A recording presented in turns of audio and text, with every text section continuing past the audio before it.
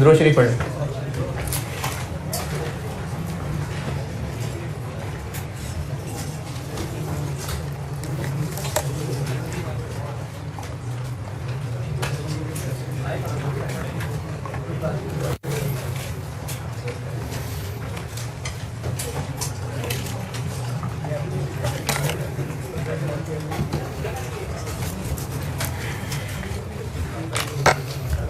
कल एक सवाल लिखवाया था आपको।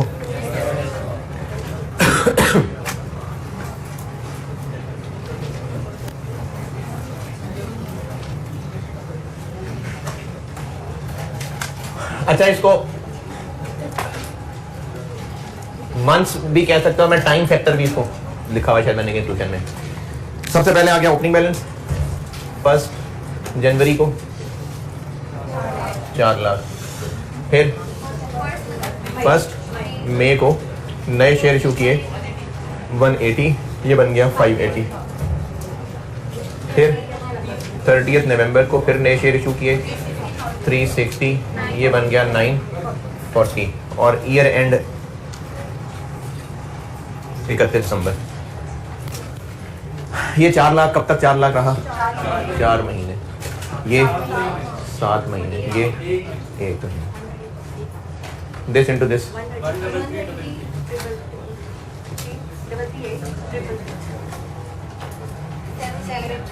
783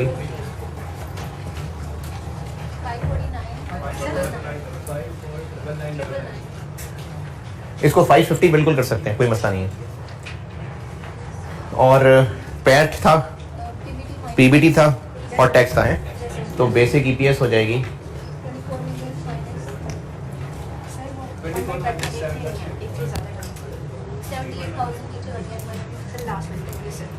ये से? अच्छा ठीक है।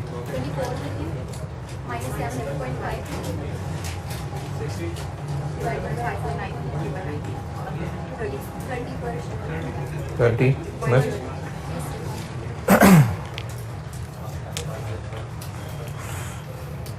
हाँ जी, यहाँ तक बेसिक ईपीएस ओके।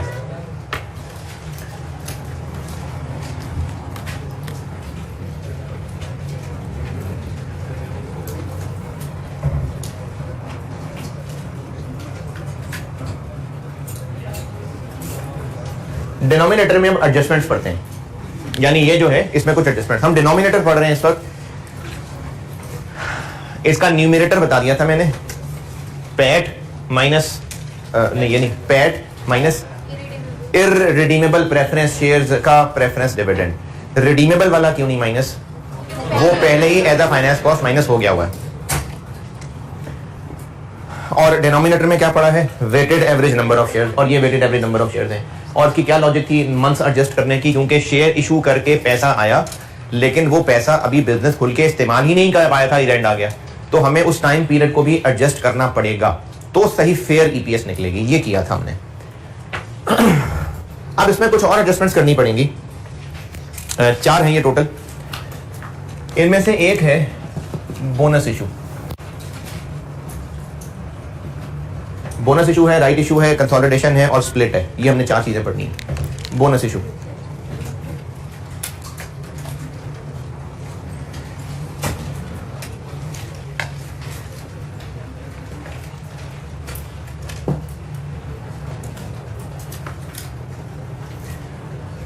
कॉन्सेप्ट समझ लें।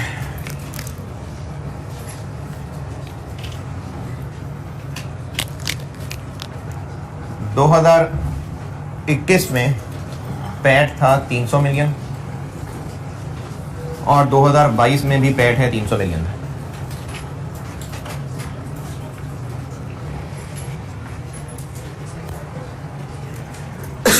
$221 में शेयर्स थे 30 मिलियन, 2022 में हो गए 40 मिलियन। ईपीएस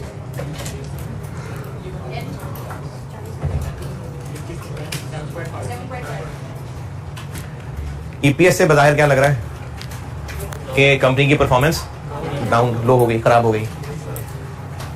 अब ये जो 30 से 10 मिलियन शेयर्स बढ़े, इसकी कहानी ये पता चली कि 10 मिलियन बोनस शेयर इशू किए थे।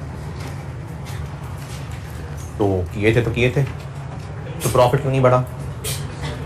क्योंकि 10 मिलियन शेयर इशू करके नहीं, कैपिटल बढ़ा है क्योंकि पैसा मजीद रेज नहीं हुआ। तो जब पैसा मजीद आया ही नहीं, उस पैसे का इस्तेमाल ही नहीं हुआ, उसको ग्रो करने में कोई हेल्प ही नहीं मिली, तो प्रॉफिट कहां से बढ़ना था? इसलिए प्रॉफिट बढ़ना बनता भी नहीं था। इनफैक्ट बिजनेस ने तो मेंटेन किया है, लेकिन ईपीएस शो कर रहा है कि रिजल्ट खराब हो गए। क्या वाकई बिजनेस की परफॉर्मेंस डाउन हुई है? नहीं। परफॉर्मेंस डाउन क्यों नहीं हुई? क्योंकि मजीद पैसा तो इंजेक्ट नहीं हुआ। बोनस शेयर इशू किए ना, पैसा तो कोई इंजेक्ट नहीं हुआ। तो जब पैसा मजीद इंजेक्ट नहीं हुआ तो फिर ग्रो कैसे करना था? तो इसलिए परफॉर्मेंस नहीं डाउन हुई, लेकिन ईपीएस बता दिया कि परफॉर्मेंस डाउन है जी। नहीं, बिजनेस के पॉइंट ऑफ व्यू से देखे ना, बिजनेस को क्या पैसे और मिले? जो पैसा बिजनेस के पास पहले था अब भी है, तो जब बिजनेस को और पैसा नहीं मिला तो फिर उसने ग्रो कहां से करना था?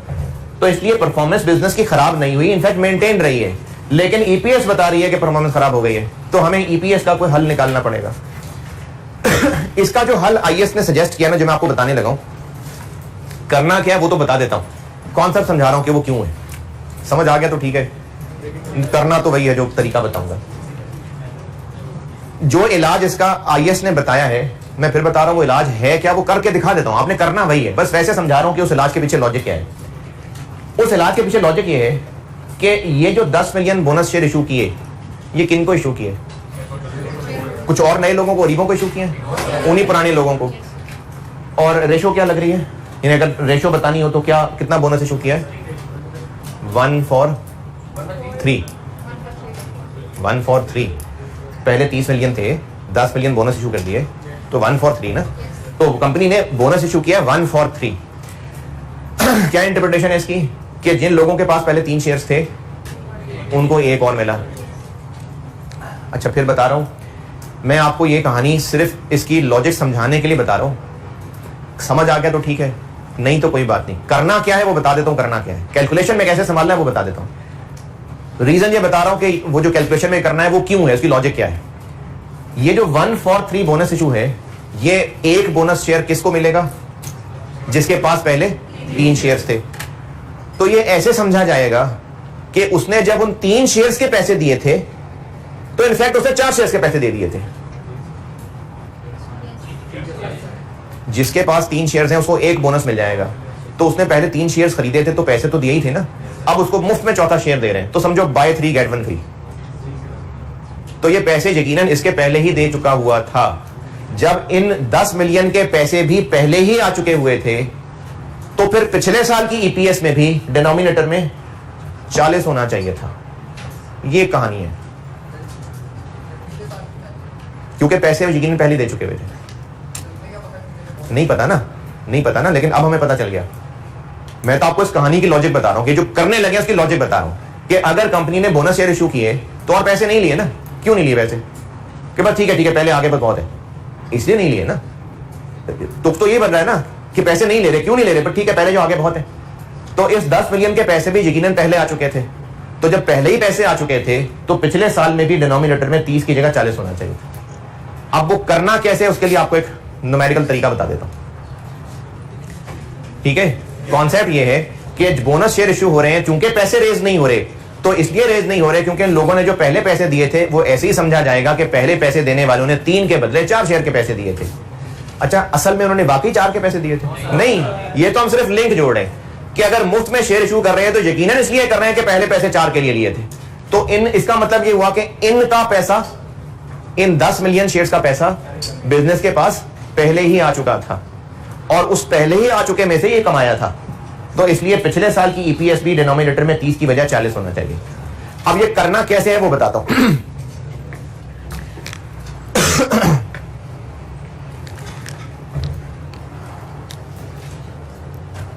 ये 2022 की अगर फाइनेंशियल स्टेटमेंट है 2022 की, तो साथ ये कॉलम भी बन रहा होता है। अगर ये 2022 की फाइनेंशियल स्टेटमेंट है तो साथ ये कॉलम भी बन रहा होता है कि नहीं? हाँ, क्या कहते हैं इसको? Comparative information. जब 2021 की फाइनेंशियल स्टेटमेंट्स बनाई गई थी तो एक 21 का कॉलम था, एक 20 का कॉलम था। और ये जो ईपीएस हम निकालते हैं ना, ये लिस्टेड कंपनी के लिए एप्लीकेबल है आईएएस, और उन्होंने इसको एसओसीआई के फेस पे इधर नीचे करके दिखाना होता है। आपसे सिर्फ कैलकुलेशन टेस्ट होगी। वैसे बता रहा हूं कि लिस्टेड कंपनी, जिसकी मैंने एनुअल रिपोर्ट दिखाई थी आपको एक दफा, वो एसओसीआई के फेस पे यहाँ बेसिक ईपीएस यहाँ लिख के दिखाती है, इसी के नीचे डाइल्यूटेड लिख के दिखाती है। ऐसी तो नुक्कड़ में बस ये ऊपर प्रॉफिट में नहीं ऐड हो रहा होता, इसकी कोई अकाउंटिंग नहीं हो रही होती, वैसे ही बस एसओसीआई में नीचे लिख के दुनिया वालों को बता रहे होते हैं कि हमारी एपीएस इतनी है, डाइल्यूटेड इतनी है। सिर्फ ये वैसे ही बस कैलकुलेट करके फिगर प्रेजेंट हो रही होती है बस। जब 2021 की स्टेटमेंट्स गई थी तो यहां पर 10 रुपए लिख के दिया था। अब जब 2022 की स्टेटमेंट्स जाएंगी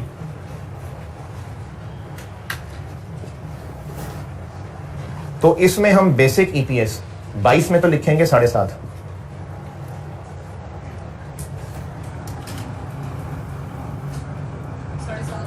यहां पर भी 7.5 लिखेंगे। इसको कहेंगे कि हमने 2021 को रीस्टेट कर दिया। 2021 की जब फाइनेंशियल स्टेटमेंट बनाई थी तो 21 की ईपीएस 10 ही दिखाई थी। मैंने आपको मिक्स आईएएस पढ़ाते हुए जब नोट्स पढ़ाने थे तो एक वो स्लाइड दिखाई थी आपको एनुअल रिपोर्ट, इतनी मैपल लीफ की दिखाई थी कि कोई नोट की याद है, कोई नोट की। तो वो एनुअल रिपोर्ट्स होती हैं, उनमें एसओसीआई के ऊपर कंपनी ने ना ये कैलकुलेट करके दिखानी होती है, वहां प्रेजेंट करनी होती है। कुछ कंपनी नोट्स में कर देती हैं, कुछ फेस पे दिखा देती हैं। जब 2021 की फाइनेंशियल स्टेटमेंट बनी थी उसमें 21 का ईपीएस यकीनन 10 रुपए ही शो किया गया था, यकीनन। क्या तब पता था कि 2022 में बोनस इशू करना है? नहीं पता था, तो तब 10 ही लिखा था। लेकिन अब 2022 में हो गया है बोनस इशू। अब इसका ट्रीटमेंट ये होगा कि 2022 की तो ईपीएस 7.5 होगी, लेकिन अभी सारी कहानी क्या समझाई थी कि इस 10 मिलियन के पैसे यकीनन पहले ही आ गए थे, और जब पहले ही आ गए थे तो इसके डिनोमिनेटर में 40 होना चाहिए था। तो अब ये तो हम कर नहीं सकते कि लोगों से कहें यार वो 2021 की फाइनेंशियल स्टेटमेंट प्लीज वापस कर दो, वो हमने आपको चेंज करके देनी है, ये तो कॉपियां छाप के देनी। अब जब 2022 की फाइनेंशियल स्टेटमेंट्स देंगे उसमें जब 21 का कॉलम दिखा रहे होंगे वो चेंज कर देंगे और दुनिया वालों को बताएंगे हमने रीस्टेट कर दिया। क्यों किया ऐसा? बोनस इशू की वजह से। 2022 में अगर बोनस इशू करना पड़ गया तो इस साल की जो ईपीएस निकालनी है वो तो निकालनी है, पिछले साल की ईपीएस भी रीस्टेट कर देनी। ये कैसे करना है? क्या इतना सिंपल है कि 10 को 30 को काट के 40 कर देंगे? नहीं, थोड़ी कैलकुलेशन है मुश्किल, जो मैं आपको इसमें एडजस्ट करके दूंगा। भी आपने सवाल में उसको कैसे करना है मैं यहां पर ना इसके एडजस्टमेंट करके दूंगा और आप उसको फॉलो कर लिया करेंगे।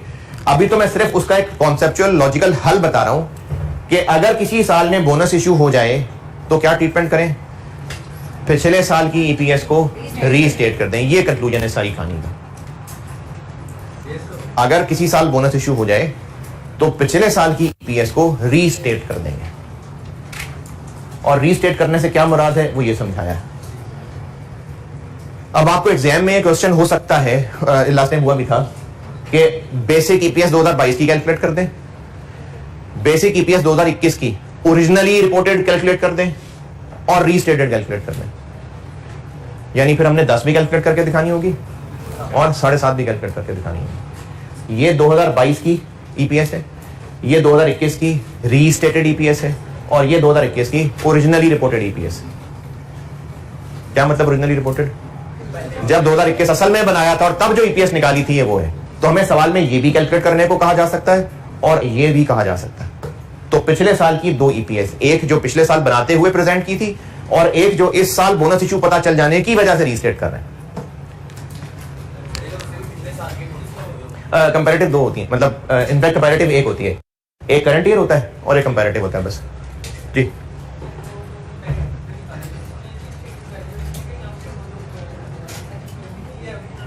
आप बताओ, सामने है आपके 10 लिखी है, 7.5 लिखी है। हाँ दोनों पूछेंगे ना।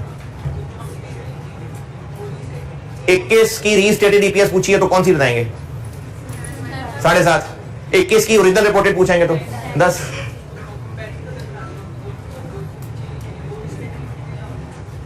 सवाल पे चलेंगे ना आगे, फिर इसका जवाब मिल जाएगा। थोड़ा ऊंचा बोलो। हाँ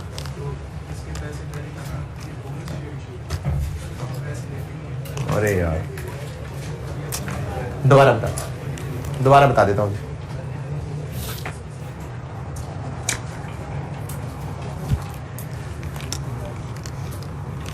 दोबारा सुने जी सारे। 2021 इशूड शेयर कैपिटल 30 मिलियन था, 300 मिलियन प्रॉफिट कमाया कंपनी ने, ईपीएस आ गई 10। 2022 में 10 मिलियन बोनस शेयर इशू कर दिए, उससे इशूड शेयर कैपिटल 40 हो गया और ईपीएस बन गई 7.5। ईपीएस की कैलकुलेशन का जो अभी तक तरीका सीखा था उससे ये 7.5 आ रही है, पिछले साल 10 थी।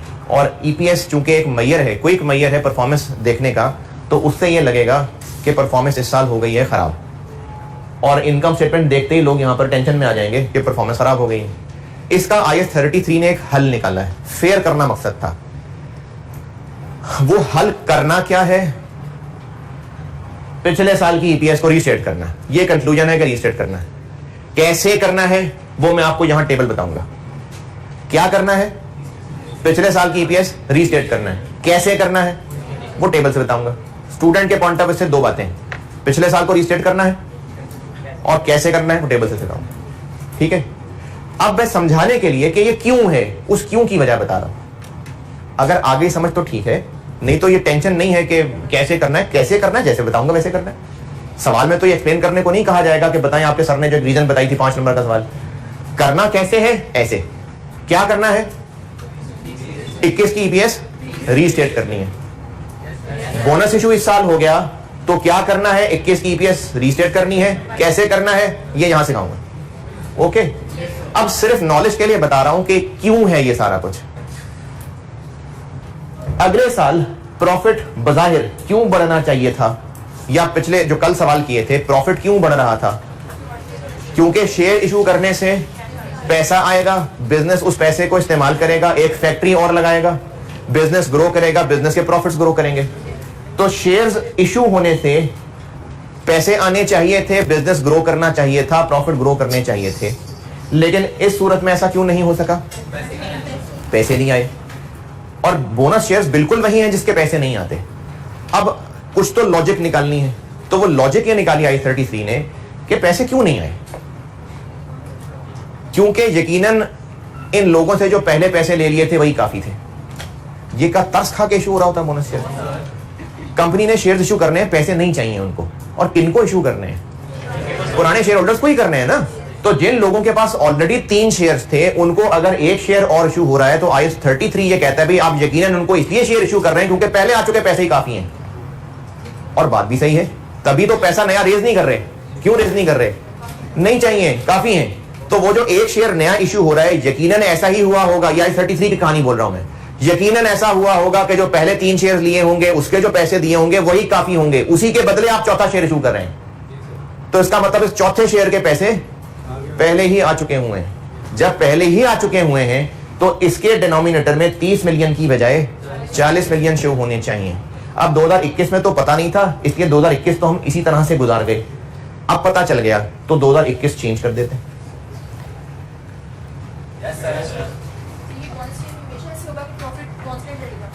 नहीं, कांस्टेंट नहीं रहेगा। बिजनेस की परफॉर्मेंस वाकई चेंज हो सकती है। मेरी इन सारे डिस्कशन का फोकस 300 सेम रखने पे नहीं है। मैंने कल भी कहा था कि ये जो हम लोगों ने वेटेड एवरेज किया था, ईपीएस बराबर रखना मकसद नहीं था, फेयर करना मकसद था। मैं तो आपको सिर्फ ये बात समझाने के लिए आसानी हो कि ये 10-10 की बजाय 7.5 आ गया, इसलिए मैंने 300 रखा था। 320 कर लें, 310 रख लें, प्रॉफिट बराबर रहना जरूरी नहीं है। क्या पता परफॉर्मेंस वाकई डाउन हो गई हो, क्या पता बगैर पैसों के परफॉर्मेंस अच्छी हो गई हो, क्या पता खर्चे मैनेज करने शुरू कर दिए हो। तो ये बिल्कुल भी जरूरी नहीं है कि प्रॉफिट सेम रहेगा। 400 कर लें, यहां पर 600 कर लें, ये प्रॉफिट बराबर रखना नहीं है कोई जरूरी शर्त। बात ये हो ही नहीं रही कि प्रॉफिट क्यों बराबर नहीं रह रहा।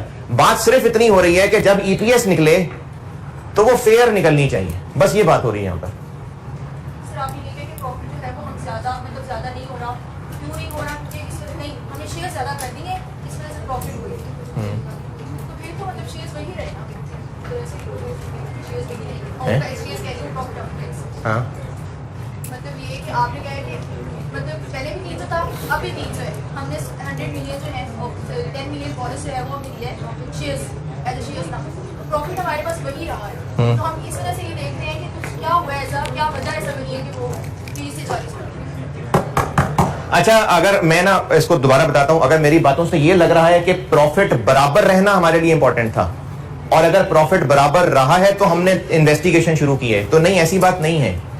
ये फैसला प्रॉफिट को बराबर या डिफरेंट देख के नहीं हो रहा है। मैंने सिर्फ फिगर समझाने के लिए प्रॉफिट सेम रख लिया, इसको 350 कर दें, 250 कर दें। मकसद ये नहीं है कि प्रॉफिट बदलेगा तो हम सोचेंगे क्यों बदला, या प्रॉफिट नहीं बदलेगा तो सोचेंगे क्यों नहीं बदला।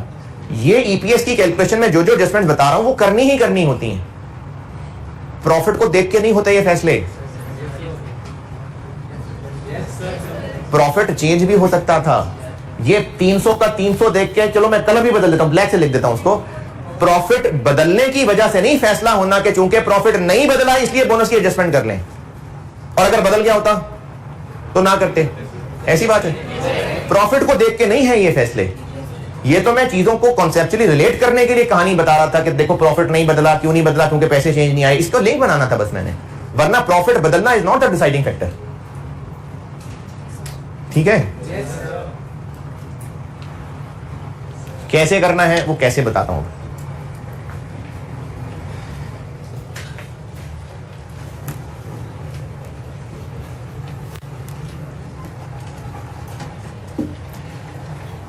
अच्छा, 1 for 3 बोनस इशू हो रहा है, 1 for 3। तो कहानी ये बनाई कि ये जो चौथा इशू हो रहा है, चौथा, ये तीसरा, चौथा ना, 1 for 3, 3 पहले एक और। अब ये जो चौथा इशू हो रहा है इसके पैसे पहले आ चुके हैं, यानी वो जो पहले 3 थे उनको हमने 4 बनाना है। ये बात ठीक बोली मैंने? ये 3 है, ये 3 है, इनको 4 बनाना है। क्या करूं? एक ऐड कर दो। ये 3 है, इनको 4 बना, 4/3, जबरदस्त, 4/3।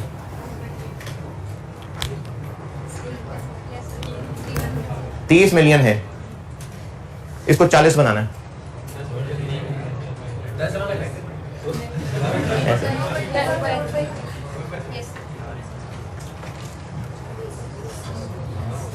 ऐसे बनाएंगे हम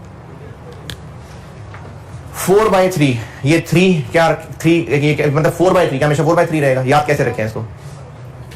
बोनस इशू 1 for 3 था, तो जो 4 के बाद है वो नीचे, और उसमें 1 ऐड करके ऊपर। 2 for 5 होता तो 2 for 5, 2 for 5, 7/5। नहीं, 1 नहीं प्लस कर देंगे। 2 for 5, 2 for 5, 7/5। इस 1 किधर है? फिर 1 कहां है इसमें?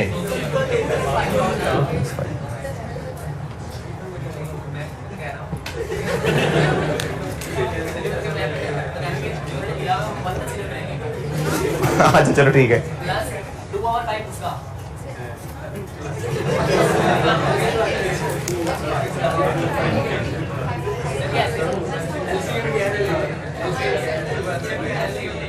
नहीं, एलसीएम नहीं लेना।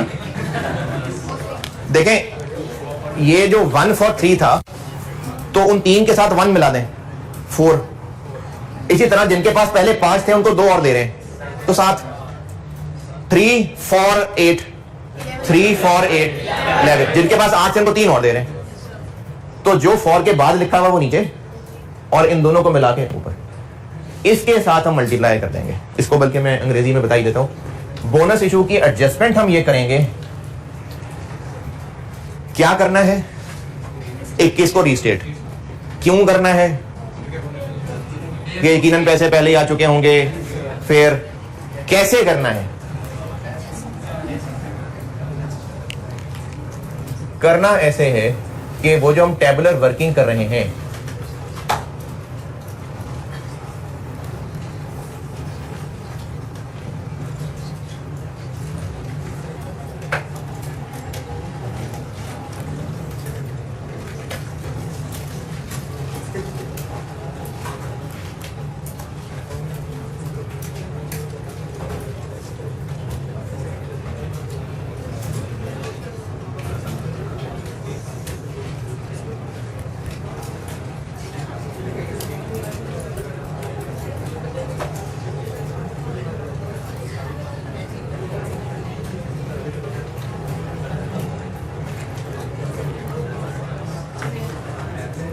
बोनस इशू वाली लाइन से ऊपर जितनी भी बैलेंस वाली लाइन आ रही होंगी, अभी मैं सवाल करके बताता हूं। बोनस इशू की लाइन जब टेबल में लिखूंगा, किस डेट के साथ जिस डेट को हुए होंगे, उससे ऊपर ऊपर जितनी बैलेंस वाली लाइन आ रही हैं, उन सब को इससे मल्टीप्लाई कर देना है। अभी मैं टेबल बना के बताता हूं।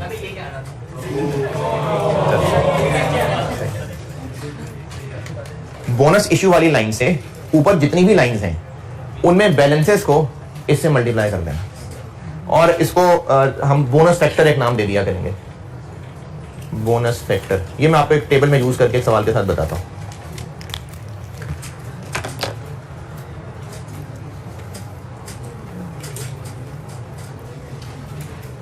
चलें सवाल लिखें।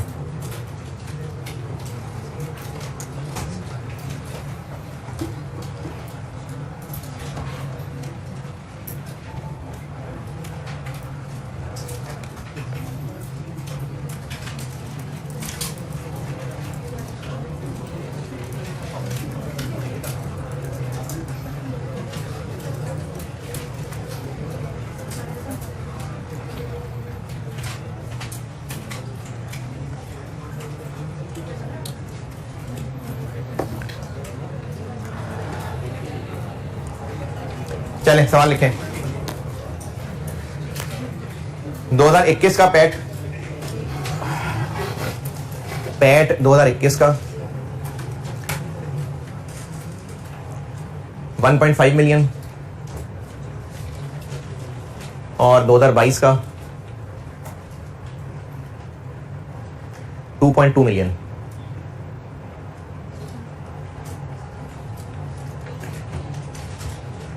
पता नहीं यार, भूल गया आपको। 2021 का पैट 1.5 मिलियन 15 लाख और 2022 का 2.2 मिलियन 22 लाख। अच्छा, क्योंकि पैट बढ़ गया तो एडजस्टमेंट्स करनी पड़ेंगी? नहीं, प्रॉफिट बढ़ने कम होने का नहीं है इससे ताल्लुक। एडजस्टमेंट्स जो करनी है वो करनी है। Share capital balance as at 1 January 21। Share capital balance as at 1 January 21 2 lakh shares 200,000 shares. on 1st July 21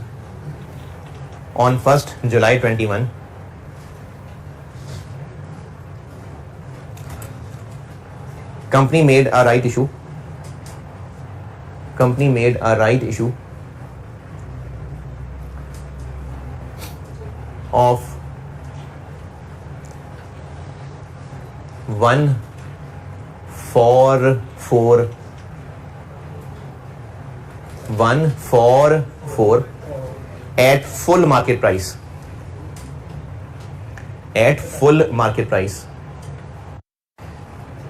ये इसकी रीजन बतानी है आज की। फुल मार्केट प्राइस वाली बात क्या है? बस ये बोनस इशू का सवाल करके फिर राइट इशू पे आते हैं, तो फिर बताता हूँ फुल मार्केट प्राइस का क्या रीजन है। चलिए, on first April 2022 company made a bonus issue of 245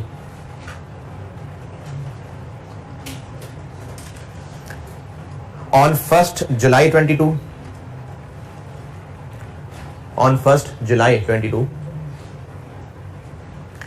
company made a right issue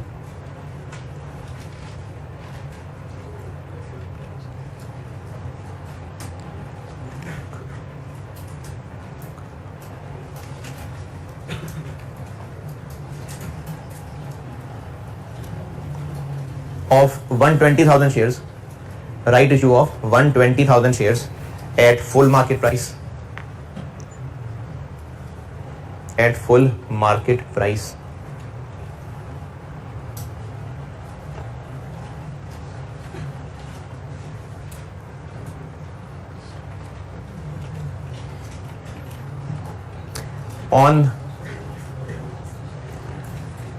30th November, on 30th November 22, company made a bonus issue. 30th November 22, company made a bonus issue of 10%. 10%. मुझसे required है basic EPS 2022 की, basic EPS 2021 की restated, और basic EPS 2021 की originally reported.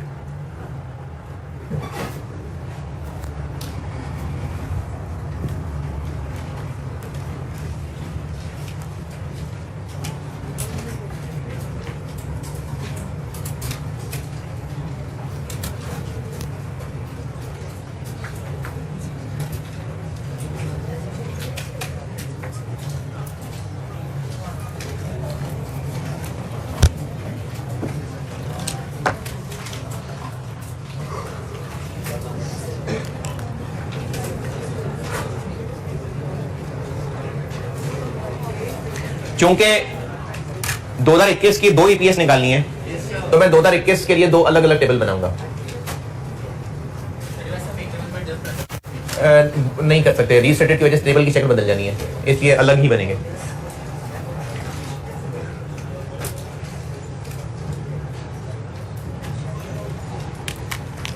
First जनवरी 21 opening क्या था? 2 लाख। फिर 1 जुलाई 21 को राइट शेयर इशू किए 1 for 4, कितने? 50,000। ये हो गया 250। 1 for 4 तो 50,000। फिर उसके बाद 31 दिसंबर 21 ईयर एंड आ गया, बस 6 महीने। 6 महीने। सस्पेंशन कौन से महीने की है? नहीं है, नहीं सस्पेंशन नहीं होती इसमें, वो बोरिंग कॉस्ट है। 1,25,000।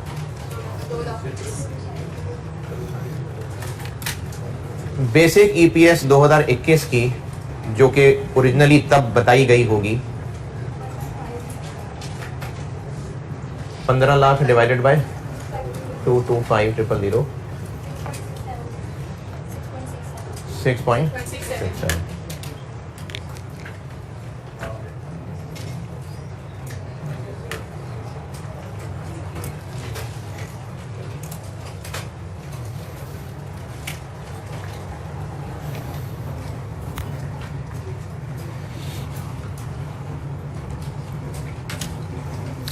ये करें, फिर मैं 22 बनाता हूँ।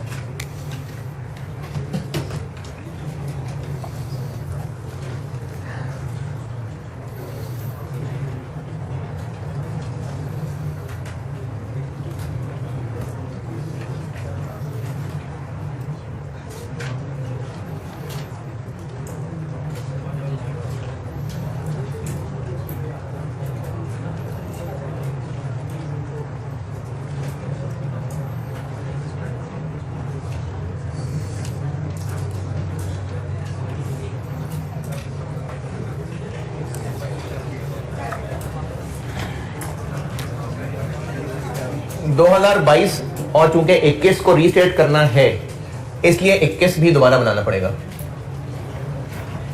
और एक नया कॉलम डाल रहा हूं यहां, बोनस फैक्टर। एक नया कॉलम डाल दिया।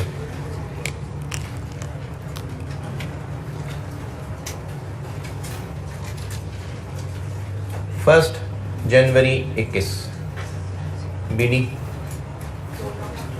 2 लाख। फिर 1 जुलाई 21 को राइट शेयर इशू किए 50,000, 2.5 लाख। फिर 31 दिसंबर 21 को ईयर एंड आ गया।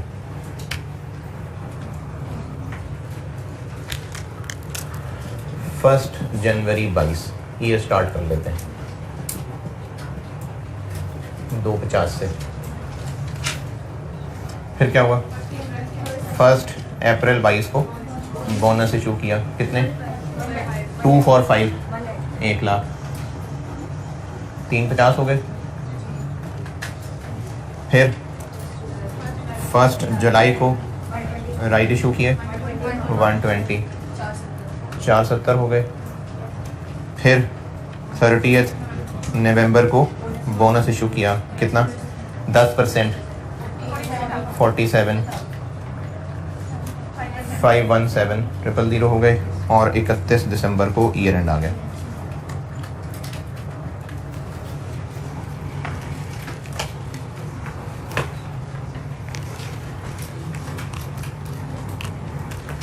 छः महीने, 3 महीने, 3 महीने, 5 महीने, 1। यहाँ तक कोई इख्तलाफ, एतराज, तकलीफ? बोनस फैक्टर, 2 बोनस इशू हैं। पहले वाले बोनस की बात करते हैं। इसका बोनस फैक्टर कितना है? 7/5। 2 for 5 है तो 7/5। इस लाइन के सामने ये 3.5 लाख आ गए, यानी वो जो 3 के बदले 4, 3 के बदले 1 और होना था, तो ये अभी वो 3 ही है कि 4 बन गए? 4 बन गए ना, ये बोनस वाले कर दिए, ये बोनस इशू कर दिया ना भैया इसमें। अब इनसे पहले वालों को 4 बनाना है। यहां तक जो लिख लिया, इससे ऊपर जितनी लाइनें लिखी हुई हैं उनको 7/5 करना है, इसको नहीं करना। 7/5, 7/5, 7/5।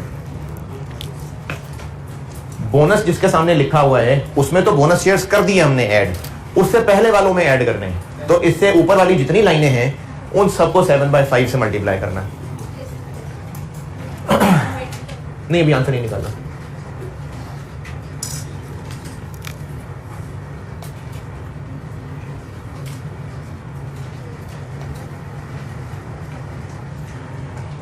इनको नहीं, क्यों? इनमें तो 1 लाख हो गए ना ऐड, ये 1 लाख इनमें तो ऐड हो गए हैं, ऊपर वालों में करने थे।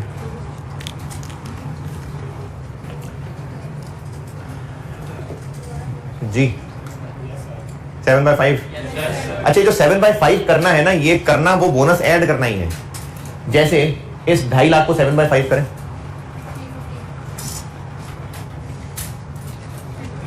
350, तो वो हो गए 1 लाख ऐड, तो वैसे ही 1 लाख ऐड कर देते। उनमें भी 1 लाख ऐड करना है, उनके लिए तो 2 for 5 1 लाख नहीं बनते, तो इसलिए 7/5 से मल्टीप्लाई करना है, 1 लाख ऐड नहीं करना। देखें, ये जो बोनस इशू है ना, इन लोगों के लिए और है, इनके लिए और है, तो इसलिए 7/5 से मल्टीप्लाई करना है, 1 लाख नहीं प्लस करना, 7/5। उसके बाद राइट इशू हुआ, फिर बोनस इशू हो गया। जब 2 बोनस इशू हो गए तो फिर फैक्टर भी 2 दबाएंगे। इस बोनस का फैक्टर क्या बनेगा? 10% है ये, 10%, 11/10। 10% का मतलब है ये, चाहे आप इसको 1 for 10 कह दें या बेशक 10 for 100 कह दें, 10% का मतलब है 10 for 100, तो फैक्टर क्या बच जाएगा? 110/100। अगर बेशक परसेंटेज में दिया हुआ है 10% का मतलब 10 for 100 हुआ ना, 10% 100 के बदले 10, तो 10 for 100 का मतलब है फैक्टर 10 और 100 मिलाएं तो 110/100, 110/100। अगर तो ऐसे समझ आता है तो ठीक है, एक और तरीका बताता हूं, अगर वो आसान लगे तो वो कर लीजिएगा। अगर बोनस इशू परसेंटेज में है 10%, एक्चुअली 10 होता है कि 0.1 होता है? 0.1 होता है ना, बस 1 साथ लगा दें, 1.1। 20% बोनस है तो 1.2, 15% बोनस है तो 1.15, बस ये बोनस फैक्टर है। और वो बिला वजह का रट्टा नहीं है, 110/100 तो 1.1 ही बनेगा।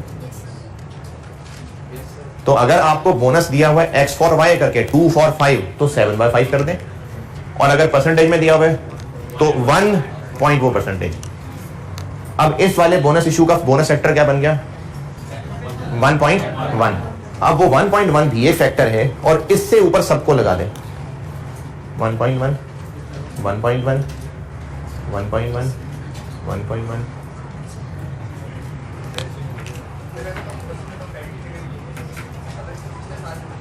नहीं, कंपैरेटिव एक ही होती है बस, कंपैरेटिव प्रेजेंट भी एक ही हो रही होती है ना। अगर दो बोनस फैक्टर हो गए तो दोनों एक्चुअली इन सब में मल्टीप्लाई होने आपस में, इस लाल और हरे ने भी मल्टीप्लाई होना था, तो इसलिए इनको मैंने यही मल्टीप्लाई लिख दिया, वरना साथ लिखता तो वो समझ नहीं आती क्या है, तो इसलिए मैंने मल्टीप्लाई लगा दिया, वरना होना इन सब ने मल्टीप्लाई ही है। ये कॉलम अलग अलग लिखे हुए, आपको पता है कि मल्टीप्लाई कर रहे हैं, कर लेंगे, इसी कॉलम में ये भी लिख रहा हूं, ये भी लिख रहा हूं, इसलिए मैंने बीच में मल्टीप्लाई का साइन भी लगा दिया। तो अगर बोनस इशू आ जाए तो बोनस इशू से ऊपर वाली लाइंस पे बोनस फैक्टर मल्टीप्लाई हो जाता है। बस आंसर बताएं। This into this into this into this, this into this into this into this, क्या जी? 1.5 this into this into this into this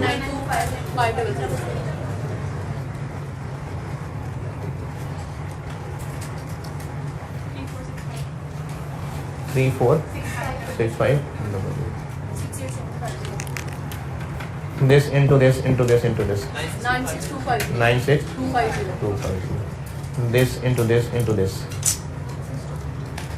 फिर से this into this into this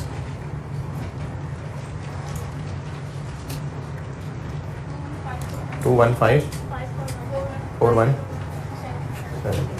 this into this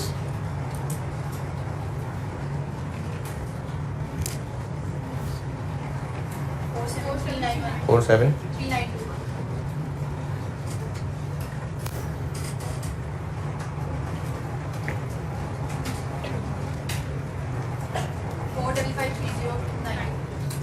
0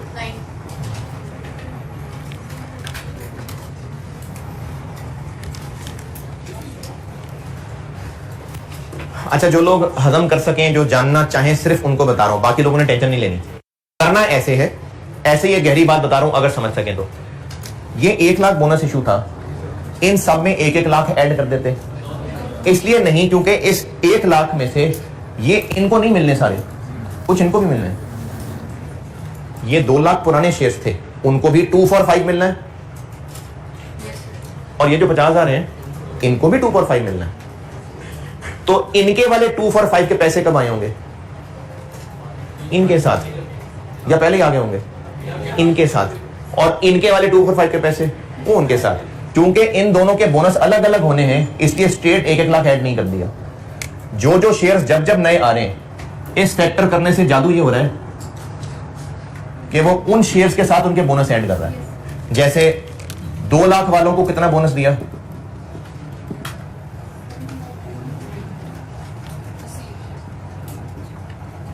इन 50,000 वालों को कितना बोनस दिया? इस तरह ये 1 लाख बना है। तो ये 80 इन लोगों को बोनस दिया है, ये 20 इन लोगों को बोनस दिया है। अगर मैं वैसे ही 1-1 लाख ऐड कर देता तो इसके साथ भी क्या हो जाता? 1 लाख ऐड हो जाता। हालांकि इनका 1 लाख नहीं है, 80,000 है, 20 तो इनका है। तो ये फैक्टर इसलिए मल्टीप्लाई किया ताकि अपने अपने शेयर्स के साथ जाके जुड़ेंगे। वो लगा जाके ऊपर। समझ आई किसी को बात? चलो ठीक, फिगर नहीं ठीक, ये वाला 43083, बाकी ठीक है।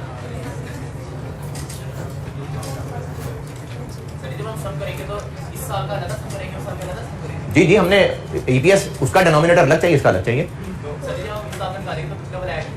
नहीं ना, 2 ये ऐड करने की बात कर रहे हैं हम। ये हो गया ना, ये 2.5 लाख की तरह हो गया। किनका? नहीं, मसला ये कि पुराने इशू शेयर वो इधर आ तो गए हैं, फिर से थोड़ी ऐड कर देंगे। 1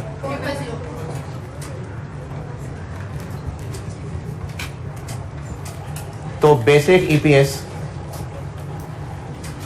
2021 रीस्टेटेड जी 15 लाख डिवाइडेड बाय 346500 और बेसिक ईपीएस 2022 की 22 lakh divided bye 451,000।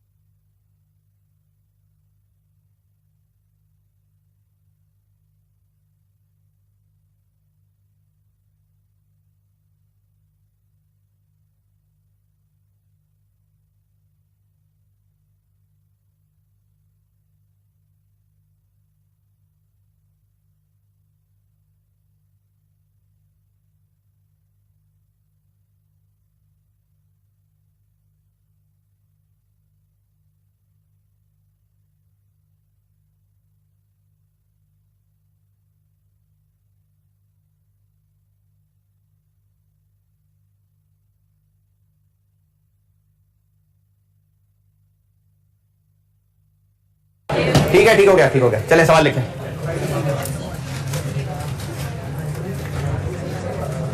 Share capital balance as on 1 January 21।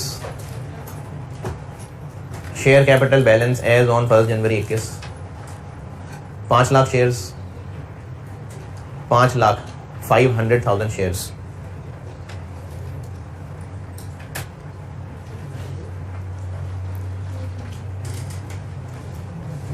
On 1 April 21, company made a right issue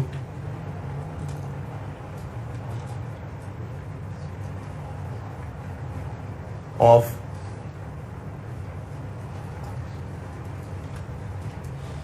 100,000 shares, 1 lakh shares at full market price.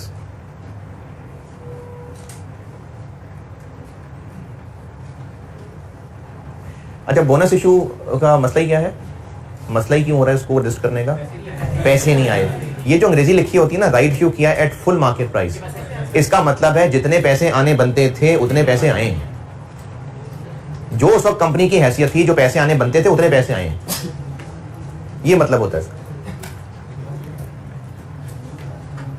और अगर कम आए होते तो वो अगली क्लास में आएगा, उसकी एडजस्टमेंट होती फिर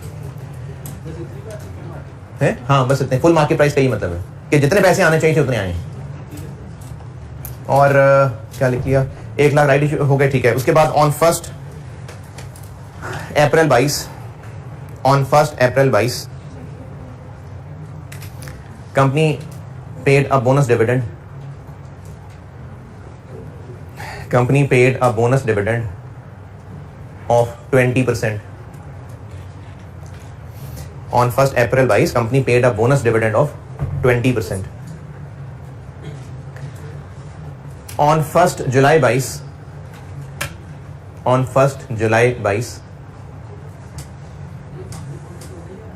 है, जो भी है, बस डेट बताई ना, तो हमने तो उस डेट के हिसाब से लिखना है। फाइनल एंड इंटायरम में जो भी है, हमने तो उस बोनस की डेट के हिसाब से चलना है, तो वो 1 अप्रैल है। हमने उस टेबल में उसको डेट के हिसाब से लिखना है। वो इंटायरम में फाइनल है जो भी है। क्या बोला? 1 July 22 company made a right issue. Company made a right issue of 30,000 shares. 30,000 at full market price.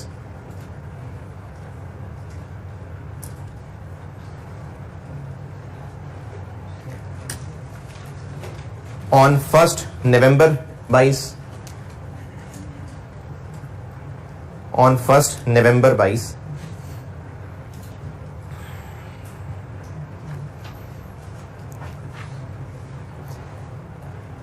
company made a bonus issue. Company made a bonus issue of 1 145 145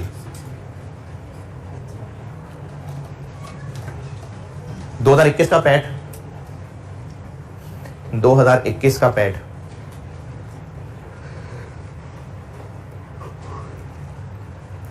1.8 million 18 lakh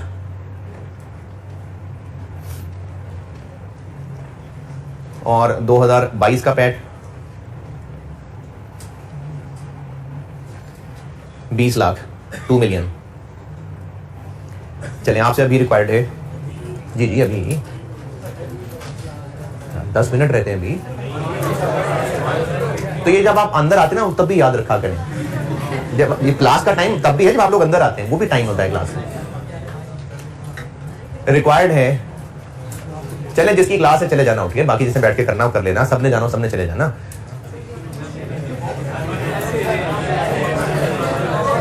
अच्छा required तो लिखे ना भाई, रिक्वायर्ड तो लिखे।